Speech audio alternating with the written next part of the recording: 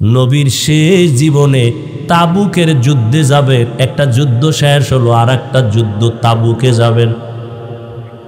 তাবুকে যাবেন মদিনার থেকে বহুদূর, ওই যুদ্ধে যাবেন এমন সময় খেজুরও পেকে গেল, খেজুর কাটার সময়, মানুষের কাজের সময়, প্রচন্ড রোদের তাপ।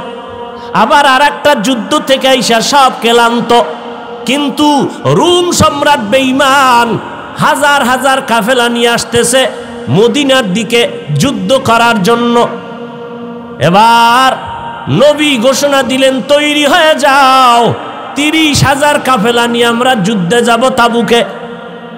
সবাই রেডি হয়ে গেলেন, কিন্তু এই যুদ্ধে 30,000 সাহাবী নিয়ে গেলে আমাদের অনেক বাহন লাগবে, সাওয়ারি লাগবে, টাকা লাগবে। নবী ঘোষণা দিলেন, ও আবু বকর, ওমর, ওসমান, আলী সহ সবাই বাড়িতে যান, সবাই দান করেন, টাকা দেন, সাওয়ারি দেন, সবাই দান নিয়ে আমার সামনে হাজির করেন, বাহন লাগবে অনেক। হযরত ওসমান রাদিয়াল্লাহু তাআলা আনহু 10,000 সাওয়ারি নিয়ে নবীর সামনে হাজির, টাকা তো আলাদা। ওমর সব নিয়ে আসছেন। এইবার নবী একটু পরীক্ষামূলক বসলেন, বৈশা জিজ্ঞাসা করেন, ও আলী, আপনি কি পরিমাণ দান করলেন? এই পরিমাণ। ওসমান, আপনি কি পরিমাণ দিলেন? বলে এই পরিমাণ। ওমর, আপনি কি পরিমাণ দিলেন? আমার সম্পদের অর্ধেক দিয়া দিলাম। ওমরের মনের মধ্যে একটা আশা, আজকে আমি এত বেশি দান করব, নবীর দোয়াটা আমি আগে পেয়ে যাব। ওমরেরও আশা, বেশি দান করব, দোয়াটা পাবো। ওসমানেরও আশা। নবী সবাই জিগাইলেন, এই আলী কি পরিমাণ দিলেন? ওসমান কি পরিমাণ দিলেন? ওমর কি পরিমাণ দিলেন? আবু বকরকে নবী কয়, ও আবু বকর, আপনি বাড়িতে কি পরিমাণ রাখলেন? হযরত আলীকে বললেন, কি পরিমাণ নিয়ে আসছেন? ওসমানকে বললেন, কি পরিমাণ দান করেছেন? ওমরকে বললেন, কি পরিমাণ নিয়ে আসছেন? কিন্তু আবু বকরকে কি পরিমাণ নিয়ে আসছেন বলে নাই, কারণ নবী জানে আবু বকর বড় গরীব। মায়ার নবী বললেন, আবু বকর ঘরের মধ্যে কি রেখে আসছেন?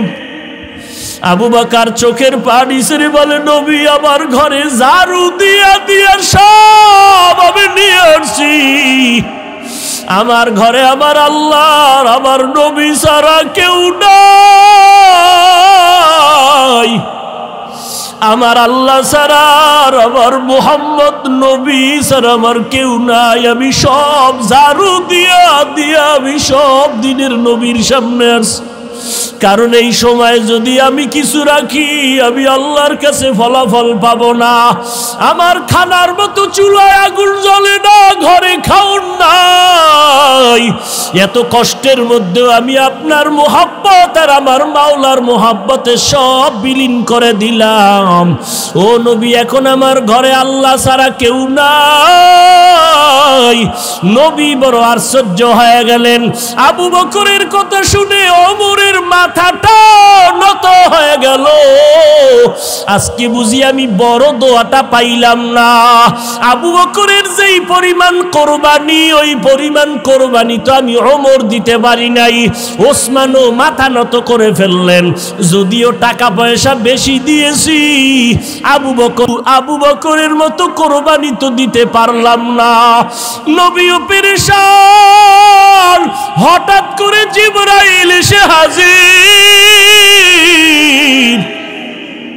জিবরাইল আমিন এসে আমার নবীর সালাম দিয়ে কয়, নবী,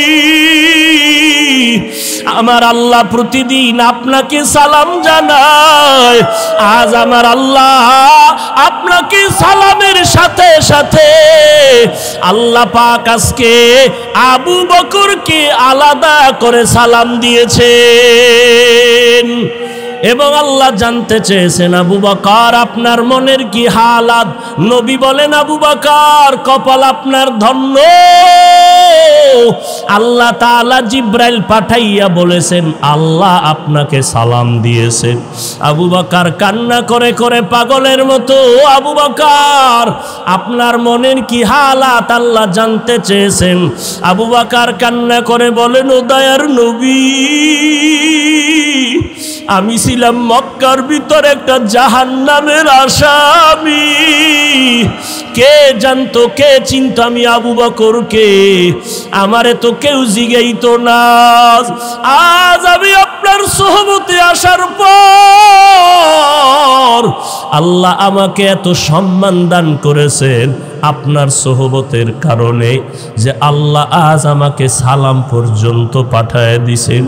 মায়ার নবী কান্না করে বলে, রে আয়েশা, আবু বকরের এই 2 দিনের কোরবানি যদি এক পালায় দেওয়া হয়, আমার অন্য উম্মতের নেক যদি অন্য পাল্লায় রাখা হয়, আবু বকরের সমান হবে না।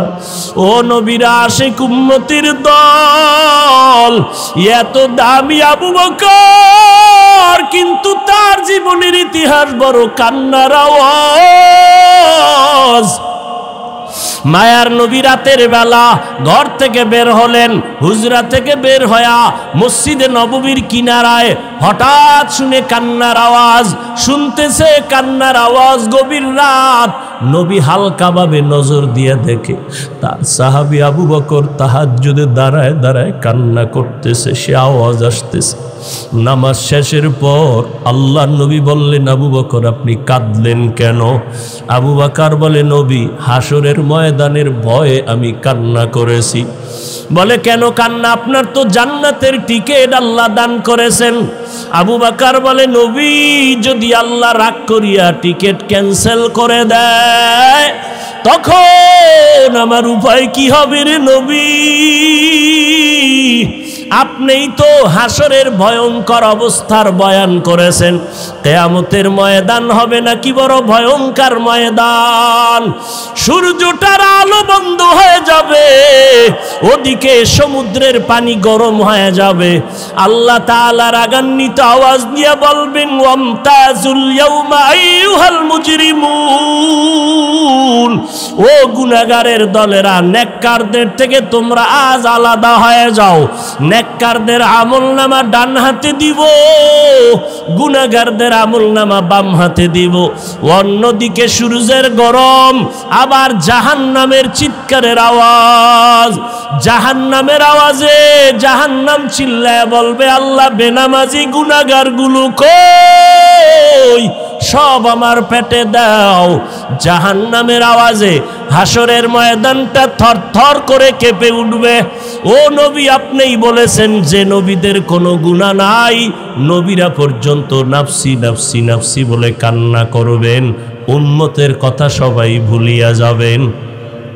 ও মায়ার নবী, ওই সময় কঠিন এক হালাত, কান্না করে করে মানুষের চোখের পানি শেষ হয়ে যাবে, রক্ত পড়া শুরু হয়ে যাবে। ও নবী, আপনি হাসরের ময়দানের ভয়ঙ্কর অবস্থার কথা বলেছেন। আম্মা জান আয়েশা বলেন, আমি দেখি আমার মায়ার নবী একদিন আমার হুজরায় বসে গুনগুন করে কান্না করেন। আমি বললাম, নবী কেন কাঁদেন? বলে, আয়েশা, হাসরের ময়দানের ভয়ঙ্কর আযাবের কথা মনে পড়েছে, কান্না করি। কেমন আযাব হবে আয়েশা জানোনি? নবীদের কোনো গুনাহ নাই, তারা নাফসি নাফসি বলে কাঁদবেন, উম্মতের কথা ভুলিয়া বলবে, আল্লাহ আমাকে বাঁচাও, আমাকে বাঁচাও। মূসা নবী কাঁদবেন, আল্লাহ আমাকে বাঁচাও। ঈসা নবী কাঁদবেন, আল্লাহ আমাকে বাঁচাও।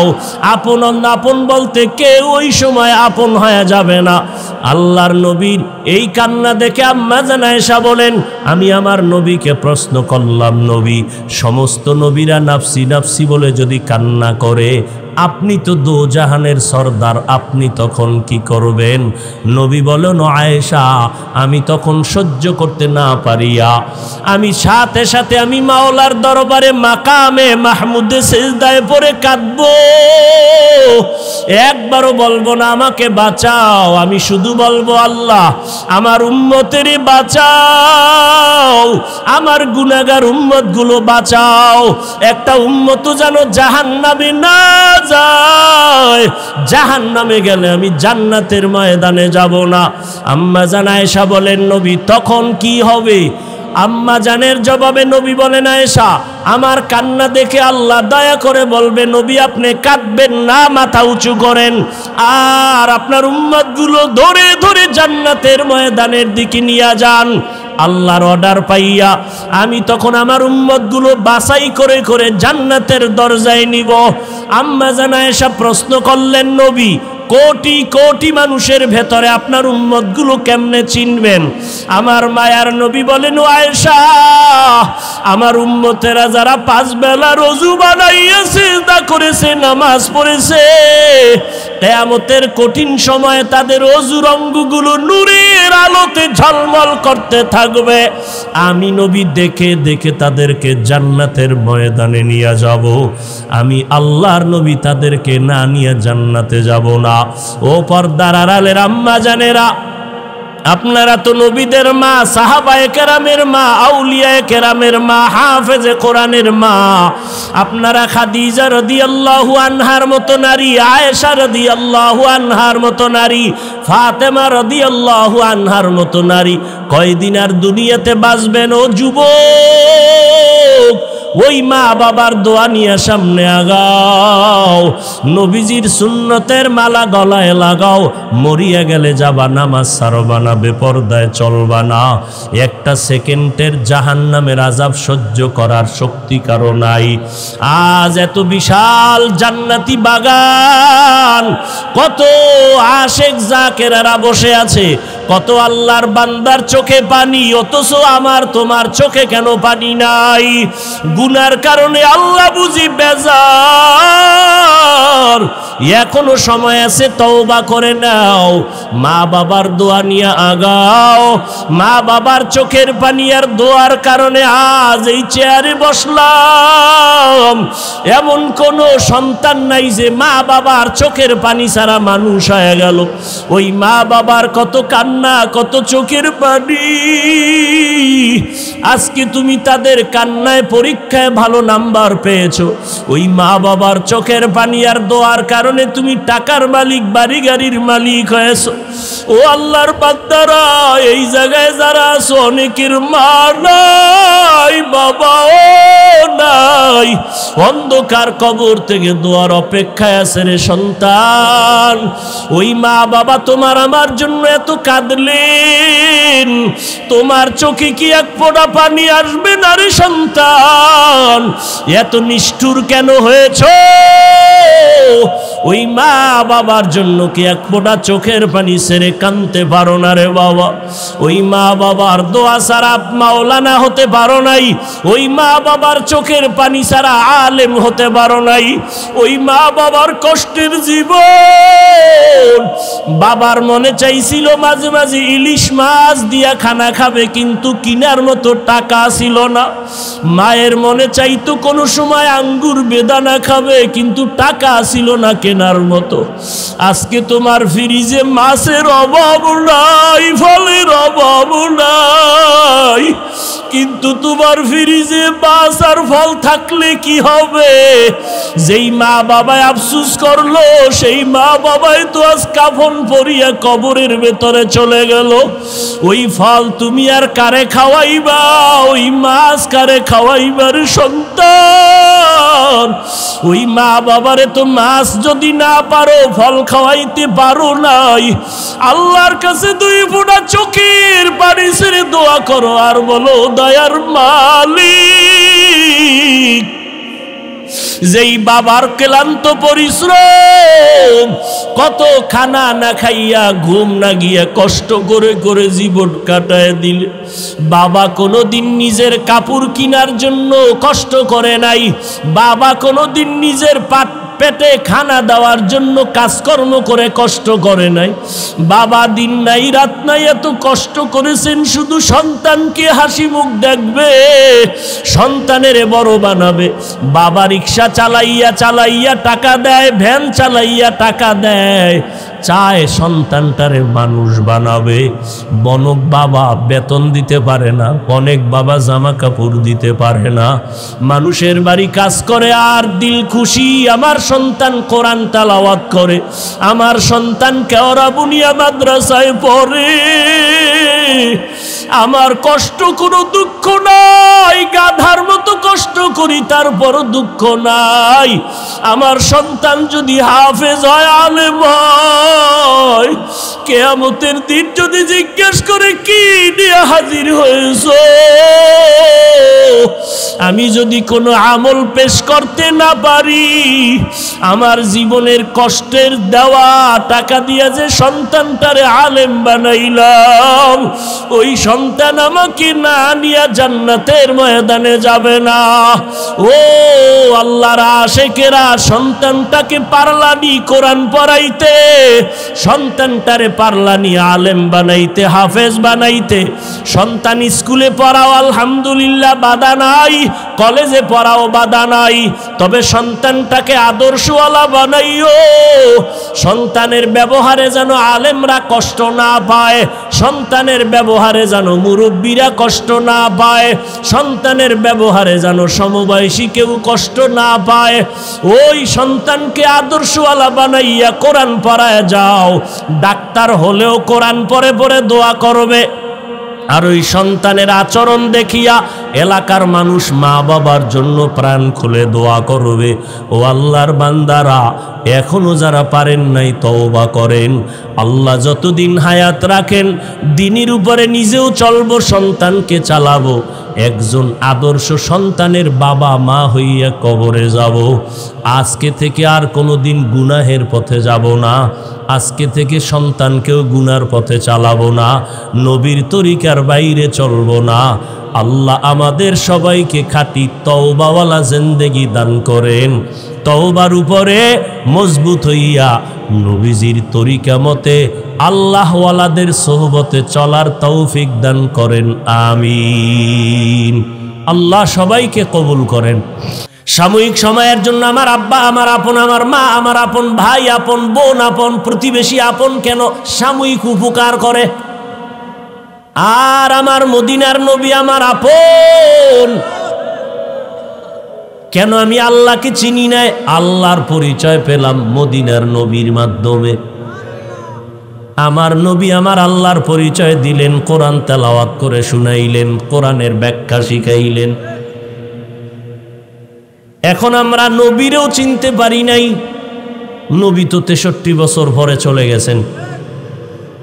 আল্লাহরেও পেলাম না, নবীরেও পেলাম না। ওই আল্লাহর পরিচয়, নবীর পরিচয় আজকে পর্যন্ত আমরা পাইছি একমাত্র ওলামায়ে আহলে হকদের মাধ্যমে। অতএব ওলামায়ে কেরাম আমাদের আপন, আর আমাদের আসল আপন কেউ নাই। আল্লাহ আমার কেমন আসল, কেমন আপন? আল্লাহ আমাদেরকে যা দিয়েছেন দুনিয়াতে কেউ আমাদের দেয় নাই, বরং আল্লাহর দেওয়া জিনিসটারে টাইনা জুলুম করে নিয়ে গেছে। আল্লাহ টাকা পয়সা দিছেন, একজনে চুরি করে নিয়ে গেল। আল্লাহ বাড়ির মালিক বানাইছেন, আর একজনে আগুন লাগায় দিল। আল্লাহ যা আপনাকে আমাকে দিছেন, এইরকম কেউ কিয়ামত পর্যন্ত দিতে পারবে? আল্লাহ আমারে দয়া করে নাপাক পানির থেকে মানুষ বানাইছেন। আল্লাহ আমাকে সম্মানের চেয়ারে বসাইছেন। আল্লাহ আমাকে মুসলমান বানাইছেন। আল্লাহ আমাকে আখিরি নবীর উম্মত হওয়ার তৌফিক দিছেন।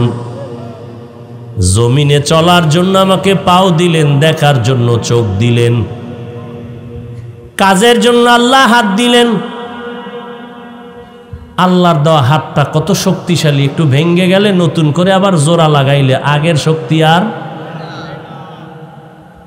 কাদেরে কুদরত দারি বরকামাল, আনতা রব্বি আনতা হাসবি জুল জালাল। আল্লাহ বলেন, বান্দা আমারই ইবাদত করবা, আর কারো না। ইবাদত কি? বলে আল্লাহর হুকুম বাস্তবায়ন করার নাম ইবাদত। আল্লাহর হুকুম জীবনে বাস্তবায়ন করার নাম ইবাদতটা কেন করবেন? প্রত্যেকটা কাজ করার একটা লক্ষ্য থাকে, উদ্দেশ্য থাকে। ইবাদত করার উদ্দেশ্য আল্লাহর সাথে মোলাকাত, আর ইবাদত করার লক্ষ্য জাহান্নাম থেকে মুক্তি, বিনা হিসাবে পাবো জান্নাত। এটা আমার টার্গেট, লক্ষ্য। উদ্দেশ্য কি? আল্লাহর সাথে মোলাকাত। সেই ইবাদতটা করব, সীমানা কত দূর? কয় শুধু মসজিদ, কি শুধু মাদ্রাসা? বান্দা তোমার এই হায়াতের বডিটা যত দূর যাবে তত দূর ইবাদত চলবে। তোমার এই হায়াতের বডি যদি বাথরুমের মধ্যে ঢুকাও সেখানেও ইবাদত। তাহলে ইবাদত কি? আল্লাহর হুকুম বাস্তবায়ন করা। ইবাদত করবেন কেন? আল্লাহর মোলাকাতের জন্য, জান্নাত পাওয়ার আশায়। ইবাদতের সীমানা কতটুকু? আমার হায়াতের সীমানা যতটুকু। ইবাদতটা কোন সিস্টেমে করবেন? একমাত্র শুধুমাত্র আমার মদিনার নবীর তরিকায়। আর কারো তরিকায় ইবাদত করা যাবে? নবীর আদর্শ তরিকা মেনে যদি আপনি ব্যবসা করেন ইবাদত, চাকরি করবেন ইবাদত। নবীর তরিকা বাদ দিয়া নামাজ পড়বেন গুনাহ, নবীর তরিকা বাদ দিয়া রোজা রাখবেন গুনাহ। কারণ দুনিয়াতে অনেক আদর্শ আছে, তরিকা আছে, সবগুলো নাপাক, একমাত্র মদিনার নবীরটাই হলো পাক। দুনিয়ার মানুষের আদর্শ নাপাক কেন বলে? মানুষটাই নাপাক, তার দেমাগ নাপাক, তার চোখ নাপাক, তার অন্তর নাপাক, তার হাত নাপাক। আবার যদি খায় হারাম, তো তার গোশতও নাপাক, রক্তও নাপাক। আর আমার নবীরটা কেমন পাক? আমার নবীর আদর্শ এমন পাক যে নবীর 63 বছর জীবনে বলেও কোনোদিন একটা মিথ্যা কথা বলেন নাই। আমার নবী কেমন পাক? জীবনে কোনোদিন চোখ গরম করে কারো দিকে তাকান নাই। কেমন নবী? এটা কিভাবে সম্ভব?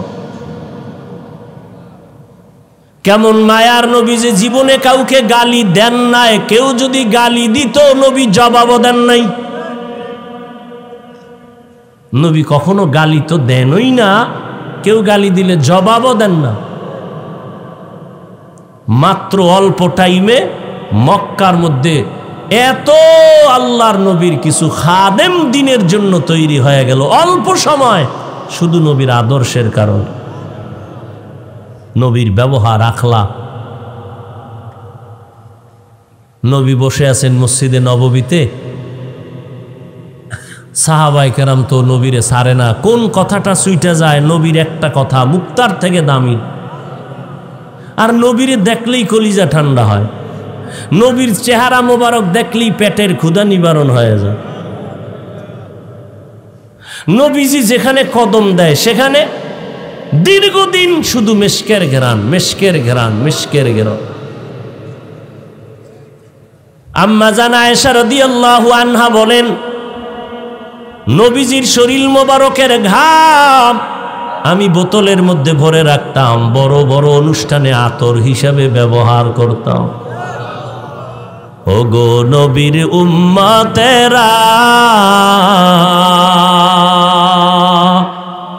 হয়ে আজি দিশাহারা, কোরআন হাদিসের চলো যখন যাহা চায় মনে, নবী বিনে কে তরাবে পুলসিরাত মিজানে, নবী বিনে কে তরাবে পুলসিরাত মিজানে। কেমন মায়ার নবী আমার! নবী রাস্তা দিয়া যখন চলে একটা মেঘের খণ্ড নবীর মাথায় ছায়া দেয়, সূর্যের গরম যেন নবীর কষ্ট দিতে না পারে। কেমন মায়ার নবী আমার! শরীর মোবারকের মধ্যে মশা মাছি পড়ে না, হারাম। এমন একজন মায়ার নবী আল্লাহ আমাদের দান করলেন। কপাল বড় খারাপ, আজকে সেই নবীর উম্মত হইয়া নবীর এখনো পর্যন্ত চিনতে পারলাম না। অথচ গর্তের পিপিলিকা আল্লাহর কাছে বলে, আল্লাহ একটু মক্কার ঘর মদিনার রওজা দেখায় দাও। মরা গাছ, খেজুর গাছ, মদিনার নবী পিঠ মোবারক লাগাইয়া খুতবা পড়েন। দীর্ঘদিন পরে নবী সাহাবায়ে কেরামের অনুরোধে বললেন, এটা বাদ দাও, নতুন এক মিম্বর বানাও। সাহাবায়ে কেরাম বলতেছেন, মানুষ যেমন কানলে আওয়াজ হয়, মরা গাছের থেকে কান্নার আওয়াজ হয়। সাহাবায়ে কেরাম গিয়া বলে, নবী গাছ, খেজুর গাছ, মরা গাছ কানতেছে, মানুষের মতো আওয়াজ আসতেছে কানের ভেতরে। মরা গাছ নবীর জন্য পাগল, আর আমরা জিন্দা মানুষ হইয়াও সেই নবীরে চিনতে পারলাম না।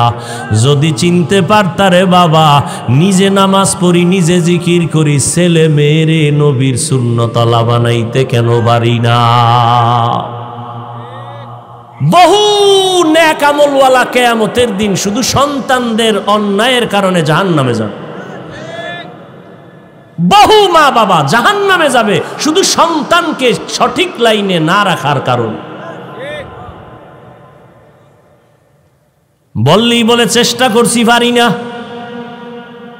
চেষ্টা করছেন, পারেন না। হারাম খাওয়ায় কামাই করে এটা খাইতে পারেন।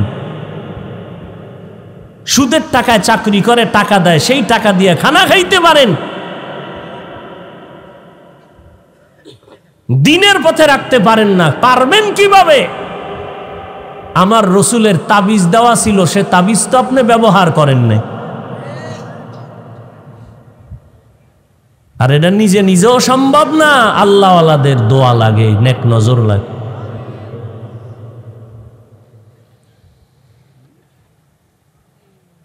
আল্লাহর নবী আয়েশা বলে, গাছ কেন কাঁদো? নবীর মুজিজা, গাছ কথা বলতেছে, নবী আপনার বিরহের বেদনায় কান্না করি। কি চাও রে গাছ?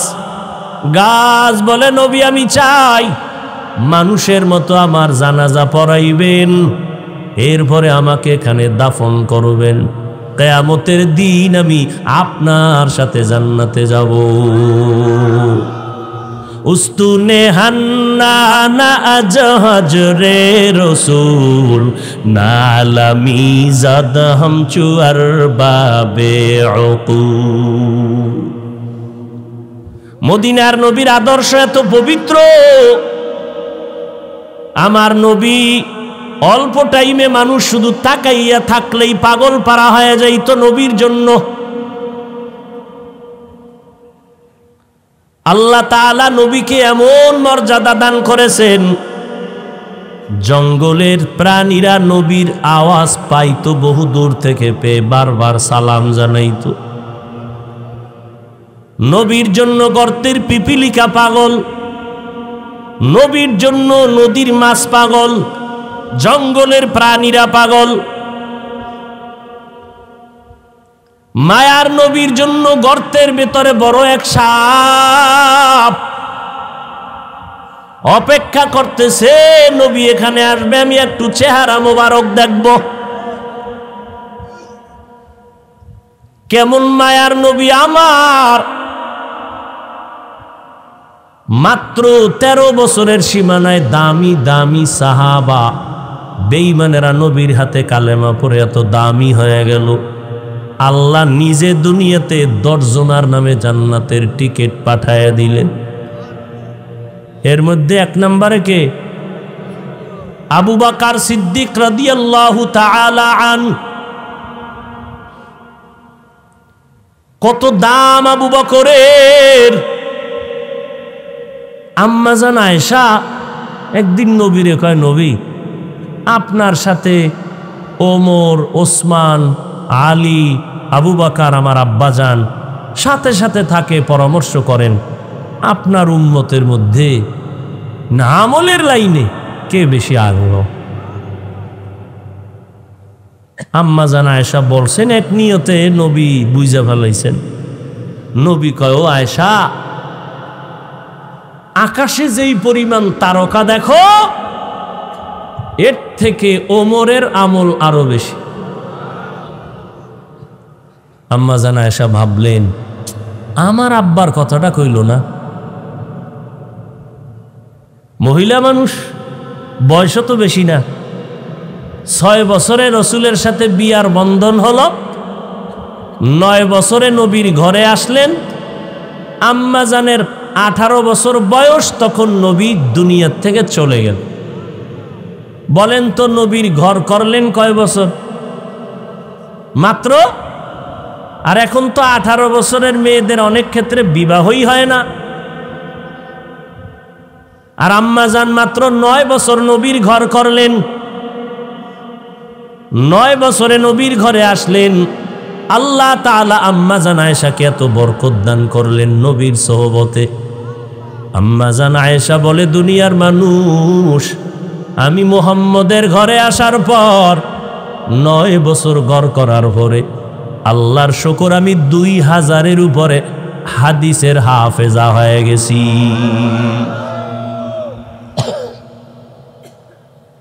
বড় বড় সাহাবায়ে কেরাম কোনো মাসআলায় আটকায় গেলে আম্মা জানের কাছে আসতেন, আম্মা জান এমন সমাধান দিতেন, সমস্ত সাহাবায়ে কেরাম এক আওয়াজে মেনে নিতেন, কোনো ইখতিলাফ করতেন না। নবীজি কইলেন ওমরের কথা, আম্মা জান ভাবলেন আমার আব্বার কথা বললেন না, এবার বইলেই ভালাইলেন আমার আব্বার খবর কি। আব্বাকে আম্মা জান আয়েশার বাবা আবু বকর। এইবার নবী কয়, ও আয়েশা, তোমার বাবার কথা? আবু বকরের কথা কি বলবো রে আয়েশা? আবু বকরের জীবনে 2 দিনের 2টা আমল আল্লাহর কাছে এত প্রিয়। 2 দিনের 2টা আমল, 2টা ত্যাগ, 2টা কোরবানি আল্লাহর কাছে এত দামি। ওমর কেন? আমার সব উম্মতের আমল যদি এক পালায় দেও তার সমান হবে না।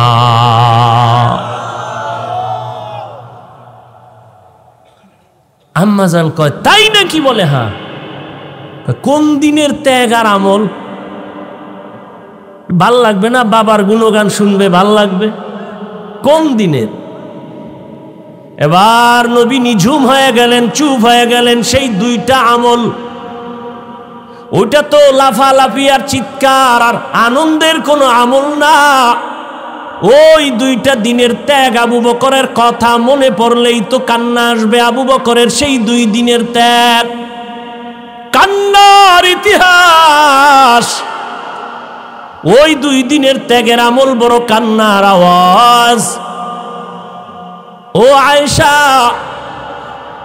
যেদিন আমার ঘরের মধ্যে, মক্কার ঘরে আমি শুইয়াছিলাম রাতের বেলা, আমার চারদিকে দুশমন, আমার আপনজনেরা তরবারি নিয়ে ঘেরাও দিছে, আমার আজকে রাত্রে হত্যা করে ফেলব। কতবার আসছে আমাকে জবাই করার জন্য, আজ ওরা ফাইনাল আমাকে হত্যা করেই ফেলবে। আমি পেরেশান, চতুর্দিকে দুশমন দাঁড়ায় গেল, সবার হাতে অস্ত্রধারী। আজ আমাকে হত্যা না করে ওরা কেউ বাসায় যাবেন। আমার আল্লাহ পাক বলেন, ওয়াল্লাহু ইয়াসিমুকা মিনান নাস।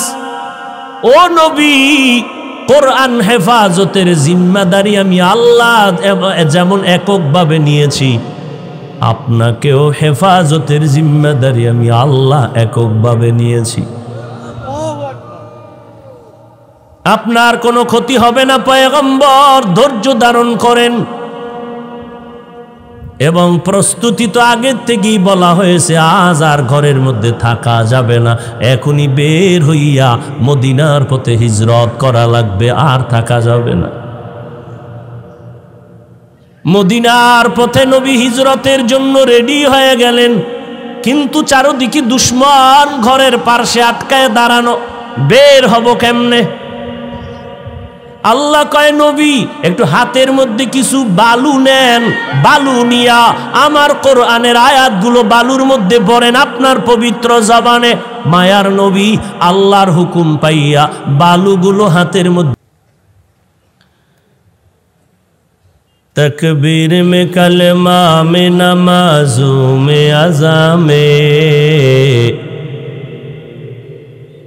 तकबीर में कलमा में नमाजों में अज़ा में है नाम इलाही से मिला नाम मोहम्मद, है नाम इलाही से मिला नाम मोहम्मद। फरमाते हैं आदम का मुझे खुल्द तरी में,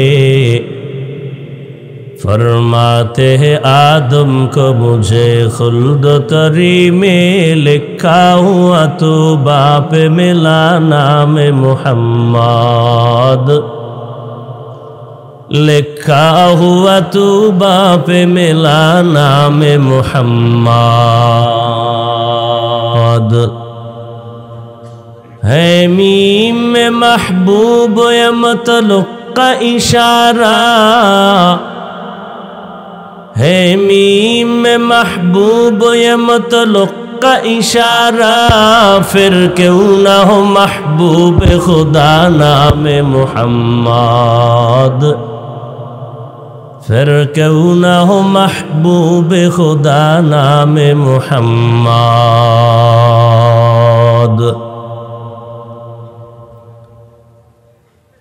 ঐতিহ্যবাহী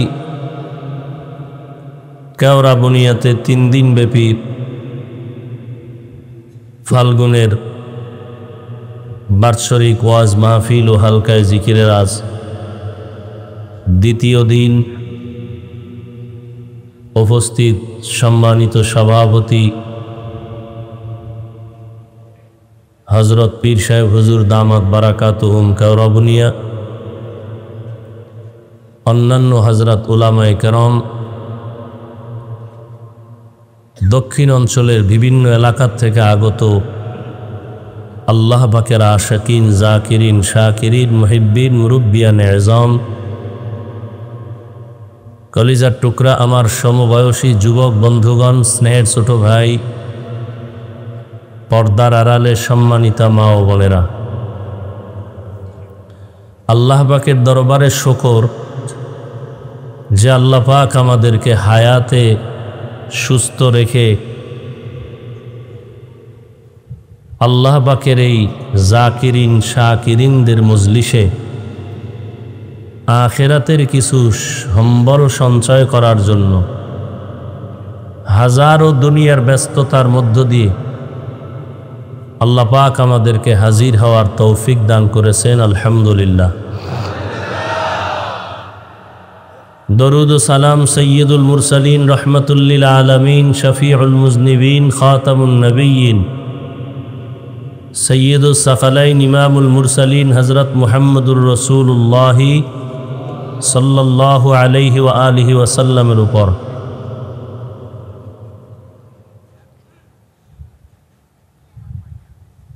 সর্বোপরি শুকর যাদের এই মেহনত, পরিশ্রম, দোয়া, বিভিন্নভাবে সার্বিক সহযোগিতা আজকের এই সুন্দর বেহেশতের বাগানের আয়োজন, সময়, পরামর্শ, অর্থ, দোয়া করে উপস্থিত হয়ে মাইক, লাইট, প্যান্ডেলের ব্যবস্থাপনার মাধ্যমে যারা যতটুকু সহযোগিতা করেছেন আল্লাহ সবাইকে কবুল করেন।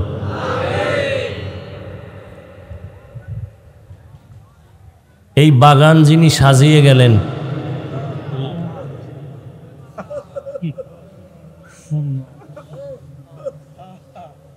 আজ তিনি স্টেজের মধ্যে নাই,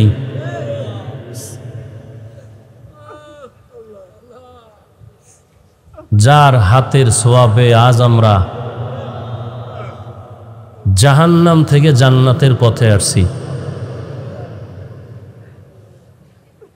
এটা অস্বীকার করার কোনো রাস্তা নেই।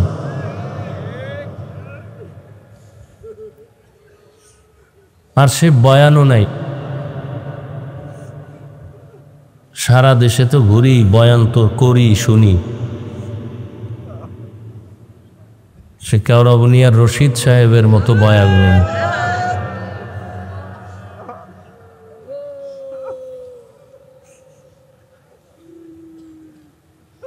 আল্লাহ কুদরতের দ্বারা তার কবরকে জান্নাতের বাগান হিসেবে কবুল করেন। তার কষ্টের, মেহনতের, ঘামের, পরিশ্রমের রেখে যাওয়া এই আমানত, এই বাগানকে ইখলাসের সাথে, আমানতের সাথে পরিচালনা করার সবাইকে তৌফিক দান করেন।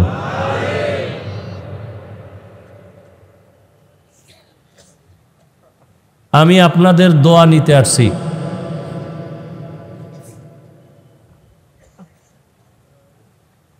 সারা দেশে ঘুরতে ঘুরতে আমল আর ইমানের চার্জ দুর্বল হয়ে গেছে। ইমান ও আমলের চার্জ দেওয়ার এগুলো হলো পাওয়ার হাউস।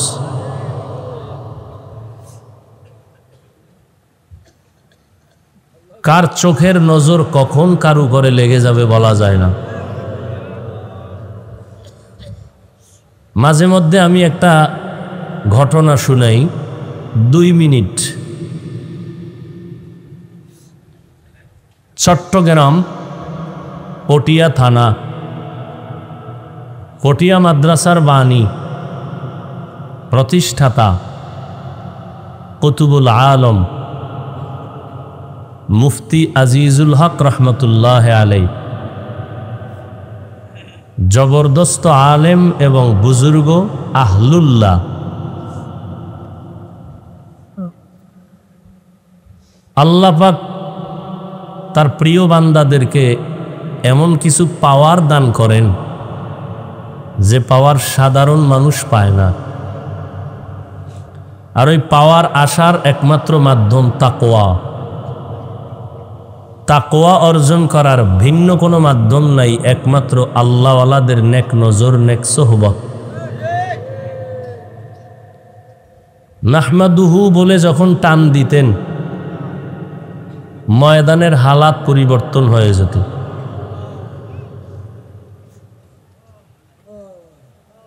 এই কথাগুলো বর্তমানে বলতে গেলে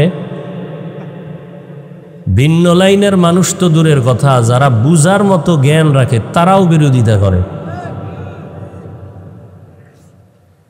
বলে এগুলি কি আজগবি কথা। পৃথিবীটাকে পরিচালনা করার জন্য আধ্যাত্মিক জগতে যারা আছেন এদেরকে কুতুবুল আলম বলা হয়। এই জমিনের কুতুব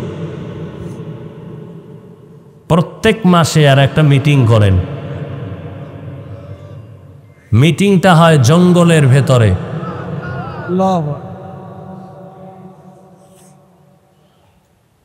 ওই মিটিংয়ে তাহাজ্জুদের নামাজের থেকেই মুফতি আজিজুল হক রহমতুল্লাহ আলাই চলে গেলেন। এই ঘটনা আমি বহু আগে বলেছিলাম, কিন্তু আমাদের ইসলামের ব্যানারওয়ালা কিছু জাতিভাইরা নিয়ে যথেষ্ট পরিমাণ বিরোধিতা করে ময়দানকে ঘোলাটে করার অপচেষ্টা করেছিল। আসলে কি বিষয়, আল্লাহর জন্য কাজ করলে আল্লাহ একটু দেরি হলেও বিজয় দান করেন। আর যদি উদ্দেশ্য থাকে দুনিয়া, তাহলে প্রথম অবস্থায় ভালো দেখলেও পরে তার মুখোশটা উন্মোচন হয়ে যায় যে আসলে লোকটা ধোঁকাবাজ।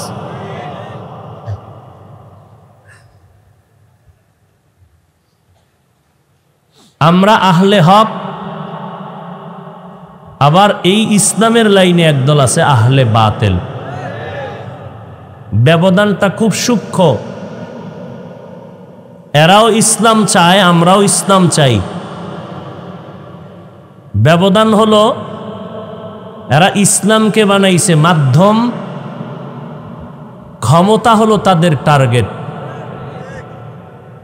আর আমাদের আহলে হকদের ক্ষমতা হতে পারে মাধ্যম, না হইলে নাই। টার্গেট আমাদের ইসলাম। ক্ষমতা পাই না পাই দরকার নাই। চেয়ারম্যান সাহেবের চেয়ারের মেয়াদ আছে, এমপি সাহেবের চেয়ারের মেয়াদ আছে। আল্লাহ দ্বীনের জন্য, কোরআনের জন্য, রসুলের মোহাব্বতের সুন্নতের দ্বারা যেই চেয়ার দিছেন, এ চেয়ারের কোনো মেয়াদ নাই। এদেরকে বলা হয় মুকুটহীন সম্রাট।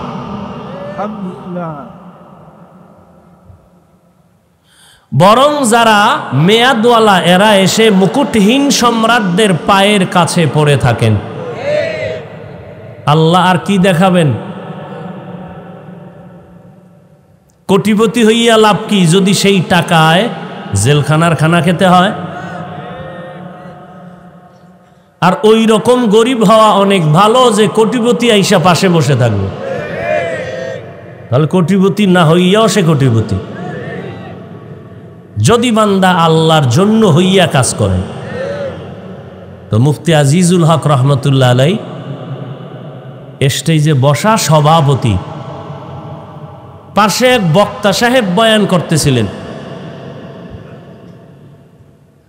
মুফতি আজিজুল হক কোন জায়গার বলছি? পটিয়া মাদ্রাসার প্রতিষ্ঠাতা। বক্তা সাহেব বয়ান করতেছেন আর হযরত পার্শ্বে বসা। বয়ান এমন ভাবে উঠতেছে ময়দান কেমন যেন কিয়ামতের মাঠ। মুফতি সাহেব হুজুর রহমতুল্লাহ আলাই অবস্থা দেখা বক্তা সাহেবকে একটু ইশারা দিয়া মাইকটা হাতে নিলেন। খুব খেয়াল করবেন, মাইক হাতে নিয়ে ঘোষণা দিলেন, আমি আজিজুল হক রুহানিয়াতের যা পেয়েছি মুরব্বীদের থেকে এজাজত আমি এই মাওলানা সাহেবকে তা দিয়ে দিলাম, যেটাকে আমরা সহজ ভাষায় বলি খেলাফত। এবার হুজুর বললেন, মাওলানা সাহেব বয়ান করেন। এবার মাওলানা সাহেব বয়ান শুরু করছেন, কিন্তু আগের মতো সে বয়ানের রং আসে না। ঘাম ছুটে গেল, চেষ্টার চূড়ান্ত সীমা নাই, কিন্তু আগের মতো বয়ান আর হয় না। মুফতি সাহেব হুজুর রহমতুল্লাহ আবার মাইক নিলেন, নিয়া বললেন, আমি যে খেলাফত দিয়েছিলাম তা আমি ফিরাইয়া নিলাম।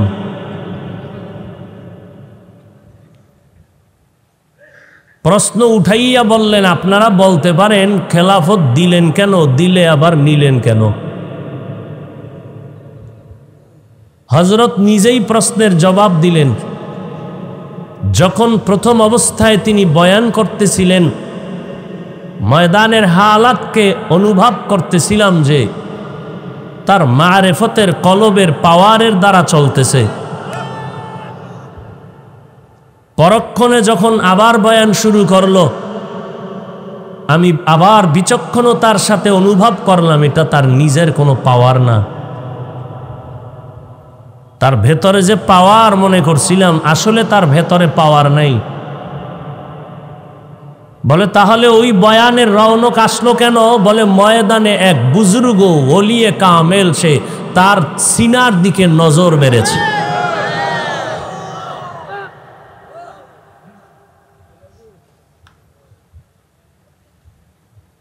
আমগো দেশে ছোটবেলা টকি যেত, টকি মনে আসেনি?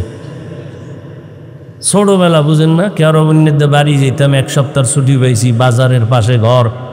টকি কি মাইক করছে, টকি। তো খাল পারে গেছি, দেখি একটা বিশাল সাদা পর্দা, এটার মধ্যে থেকে বহু দূর থেকে একটা লাইট মারছে। লাইট মারার পরে ওই সাদা পর্দায় সব দেখাচ্ছে। সবার নজর কোন দিকে? সাদা পর্দায়। কিন্তু যখন বন্ধ হয়ে গেছে, যে ওখানেই সব মানুষ লাফাইতেছে, গিয়া দেখা গেল না, পর্দা হুদা খালি, কিচ্ছু নেই, শুধু একটা পর্দা, পাওয়ার সব পেছনে। পাওয়ার সবে ময়দানে, পাওয়ার কলবের ভেতরে। কোনো এক আশেক বুজুর্গের যদি একটু নজর লেগে যায়, জিন্দেগি ধন্য হয়ে যান। আল্লাহ ওয়ালাদের নজর আমাদের সিনায় লাগার মতো সে ব্যবস্থা আল্লাহ করে দেয়। এলেমও নাই, আমলও নাই, এরপরও আল্লাহ পাক সম্মান দিয়েছেন। দুনিয়াওয়ালারা সম্মানের চেয়ারে বসাইতে এলেম তালাশ করে, যোগ্যতা তালাশ করে। আমার আল্লাহ যোগ্যতাও তালাশ করে না, এলেমও তালাশ করে না। আল্লাহ যাকে বেশি মোহব্বত করেন তাকেই সম্মানের জায়গায় বসায় দেন। আল্লাহ যদি সম্মানের চেয়ারে বসানোর আগে যোগ্যতা খুঁজ দেন, তাহলে আফ্রিকার জঙ্গলের বেলাল সরদারে দো জাহানের দরবারে আসতে পারত না। অন্ধ একজন সাহাবী আব্দুল্লাহ ইবনে উম্মে মাকতুম নবীজি বাইতুল্লাহর পার্শ্বে বসে মক্কার বড় বড় মাথাওয়ালাদের নিয়ে কথা বলতেছেন, দিলের তামান্না একটু যদি কালেমা পড়ে। ইতি টাইমেই ওই অন্ধ সাহাবী জীর্ণ শীর্ণ লাঠি একটা হাতে নিয়ে আইসা পার্শ্বে আস্তে করে একটু সালাম দিছেন। নবীও হালকার উপরে জবাব দিয়া আবার ওই মাথাওয়ালাদের নিয়ে কথায় ব্যস্ত হয়ে গেলেন। নবীর দিলের তামান্না যদি দিনের পথে আসে। আর ওই অন্ধ সাহাবী চুপচাপ এক কোনায় গিয়ে বসে আছেন। নবী যে মাথাওয়ালার দিকে তাকাইয়া বয়ান দিতেছেন, আল্লাহর কাছে এটা ভাল লাগে না। আল্লাহ সাথে সাথে জিব্রাইলকে পাঠিয়ে দিলেন আয়াত নিয়া, ও জিব্রাইল, আমার নবীর কাছে গিয়া আয়াত নাজিল করে শুনায় দাও, আবাসা ওয়া তাওয়াল্লা আন জাআহুল আ'মা। পয়গম্বরের জানায় দাও, ওই যে অন্ধ সাহাবী, আমি আল্লাহর কাছে অন্ধ সাহাবীর অন্তরের বড় দাম। নবীরে গিয়া শুনায় দাও, নবী যেন অন্ধ সাহাবীর দিকে চেহারা ঘুরাইয়া কথা বলে, খবর নেয় খাইছে কখন কি করলো। ওই আরবের মাথাওয়ালার দাম নাই, আমার কাছে ওই ভাঙ্গা দিলওয়ালার বড় দাম।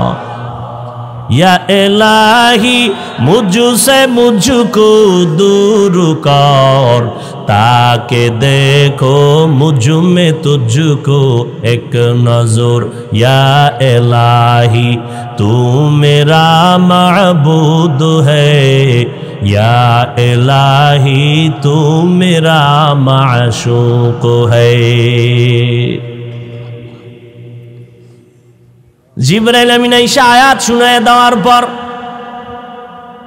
সাথে সাথে নবী অন্ধ সাহাবী আব্দুল্লাহ ইবনে উম্মে মাকতুমের দিকে চেহারা ঘুরায় দিলেন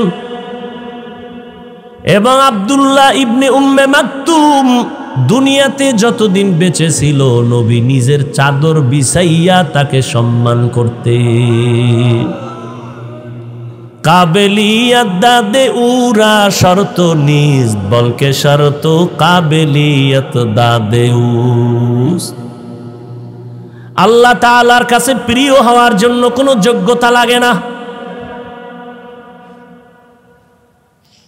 আল্লাহ পাকের মোহাব্বতের সম্মানের চেয়ার পাইতে কোনো যোগ্যতা লাগে না, অন্তরটাকে পবিত্র করা লাগে। কলবটার ভেতরে আল্লাহকে জায়গা দাও, আর এই কলবকে পরিচ্ছন্ন করার জন্য আল্লাহ ওয়ালাদের কাছে আমাদের যেতেই হবে। আমি ছোট এক টুকরা আয়াত করেছি, আল্লাহ বলেন ওয়ামা খালাকতুল জিন্না ওয়াল ইনসা ইল্লা লিয়াবুদুন। আমি জিন আর